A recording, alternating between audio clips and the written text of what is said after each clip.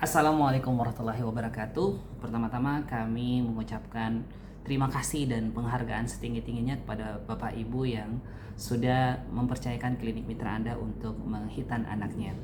Nah, pada video kali ini saya ingin menjelaskan beberapa hal yang harus Bapak Ibu perhatikan ketika sudah sampai di rumah nantinya pasca hitan.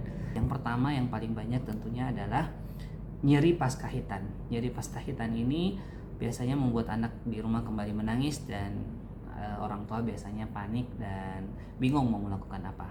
Yang harus kita pahami bahwa tindakan sunat ini biasanya memakai anestesi lokal, kemudian efeknya itu cuma sebentar, biasanya cuma 30 sampai 1 jam saja.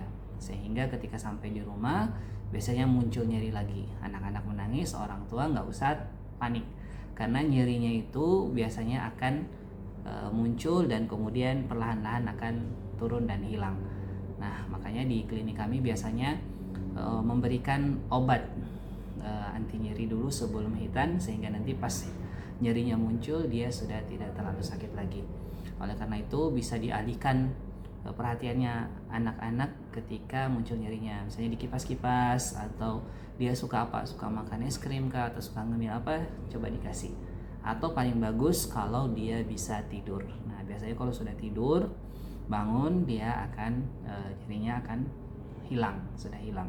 Kalau masih ada nyeri lagi maka dilanjut obat anti nyerinya. Itu yang pertama. Yang kedua adalah pasca hitan itu biasanya kebanyakan adalah rembesan darah. Di kami biasanya setelah tindakan kami memastikan betul apakah ada rembesan darah atau peluang-peluang terjadi perdarahan pasca hitan. Biasanya kami memastikan kalau masih ada rembesan darah kita coba ligasi, atau biasanya kita jahit sehingga lukanya tidak mengeluarkan darah lagi. Tapi yang namanya tindakan medis kadang-kadang mungkin di perjalanan bergerak sehingga kegesek, atau biasanya juga beberapa hari setelah hitan karena anak-anak sudah merasa nyaman, tidak ada keluhan, biasa berlari-lari atau naik sepedaan kegesek, akhirnya lem yang kering itu seperti kegesek atau terlepas sehingga muncul perdarahan lagi. Nah, kalau seperti itu nggak usah panik Pak.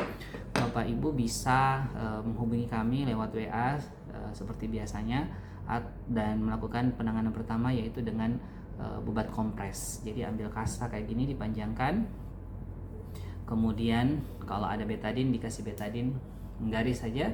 Kalau nggak ada juga nggak apa-apa, tinggal Bapak Ibu perhatikan ini kepala penis, kemudian ini lehernya, dan biasanya di sebelah sini ada kulitnya bekas potongnya.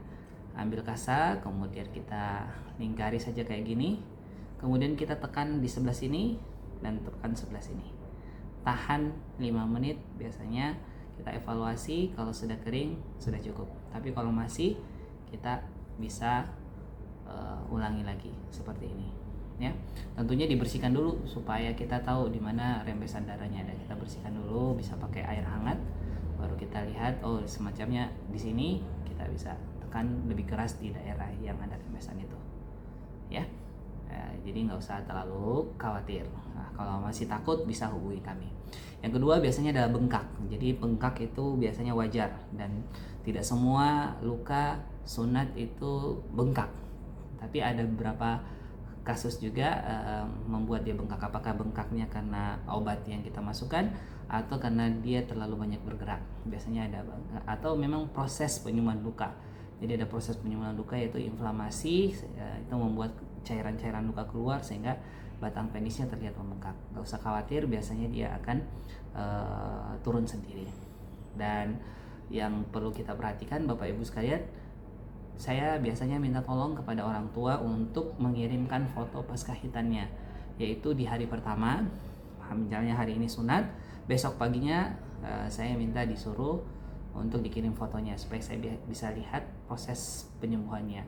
Kemudian setiap 3 hari difoto supaya saya ikuti proses penyembuhannya. Dan jangan lupa kalau sudah sembuh, ibu rasa lihat ini sudah sembuh, tetap dikirim fotonya yang terakhir supaya saya lihat dan evaluasi. Kadang sudah kering lukanya, sudah tidak ada masalah, tapi ternyata pas saya lihat dikirim foto sembuhnya ada lengket antara kulit dan kepalanya, seperti kita biasa sebut dengan skin breach, jadi nggak ada lehernya.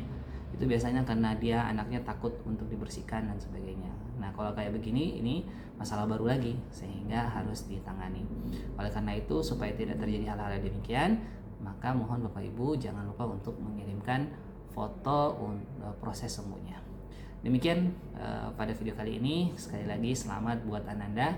Semoga dengan hitannya ini membuatnya lebih dewasa, lebih taat beribadah kepada Allah Subhanahu wa taala. Demikian, assalamualaikum warahmatullahi wabarakatuh.